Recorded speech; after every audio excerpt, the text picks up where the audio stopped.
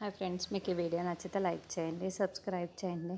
మేడపై నుండి కిందకు దిగుతూ ఉంటాడు రాజు. ఆమెని రాజు దగ్గరికి వచ్చి, నీకోసమే వెయిట్ చేస్తున్నాము, త్వరగా రా, భోజనం చేద్దాం అని చెప్పేసి అంటుంది. ఆ మాటలు వినగానే అక్కడున్న రాజు అయితే, నాకు అర్జెంటుగా వర్క్ ఉంది, నేను వెళ్ళాలి అని చెప్పేసి అక్కడి నుండి వెళ్ళిపోతూ ఉంటాడు. అది చూడగానే అక్కడున్న ఆమెని చాలా బాధపడుతూ ఉంటుంది. ఇంతలో వాళ్ళ అమ్మాయి ఆమెని దగ్గరికి వెళ్ళి, ఏంటి ఇలా ప్రవర్తిస్తున్నాడు అని చెప్పేసి అడుగుతుంది. ఆ మాటలు వినగానే అక్కడున్న ఆమెని అయితే, రాజ్ ఎక్కడికి వెళ్ళినా పర్వాలేదు, కానీ తనకి జీపీఎస్ పెట్టాను కాబట్టి తను ఎక్కడికి వెళ్ళినా నాకు ఇట్టే తెలిసిపోతుంది నా మొబైల్ ద్వారా అని చెప్పేసి అంటుంది.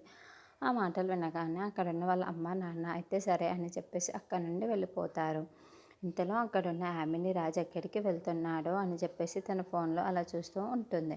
ఇంతలో అక్కడున్న రాజు మాత్రం కావ్య వాళ్ళ ఆఫీస్కి వెళ్తూ ఉండడం చూసి ఒక్కసారిగా షాక్ అయిపోతూ ఉంటుంది. ఏంటి రాజు అక్కడే ఆగాడు, ఆఫీస్లోనికి వెళ్తాడా ఏంటి? ఇప్పుడు ఆఫీస్లో ఉన్న స్టాఫ్ మొత్తం రాజుని గుర్తుపడతారు కదా అని చెప్పేసి చాలా టెన్షన్ పడుతూ ఉంటుంది. ఎలాగైనా సరే రాజుని ఆపేయాలి, ఏదో ఒకటి చెయ్యాలి అని చెప్పేసి తన కారును ఎక్కి బయలుదేరుతూ ఉంటుంది. ఇంతలో రాజ్ బొకేను తీసుకొని ఆఫీస్కి బయలుదేరుతూ ఉంటాడు.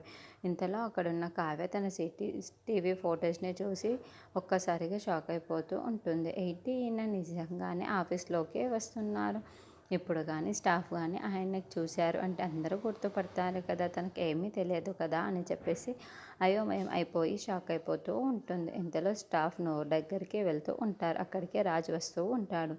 అది చూసి అక్కడున్న కావ్య ఒక్కసారిగా షాక్ అయిపోతూ ఉంటుంది. ఈయనని ఎలాగైనా సరే ఆపేయాలి అని చెప్పేసి చాలా కంగారు పడుతూ పరిగెత్తుకుంటూ అక్కడికే వెళ్తూ ఉంటుంది. ఇంతలో అక్కడున్న స్టాఫ్ని చూసి ఒక్కసారిగా షాక్ అయిపోతూ, సార్ మీరు బ్రతికే ఉన్నారా అని చెప్పేసి అడుగుతారు. ఆ మాటలు వినగానే అక్కడున్న కావ్య ఒక్కసారి షాక్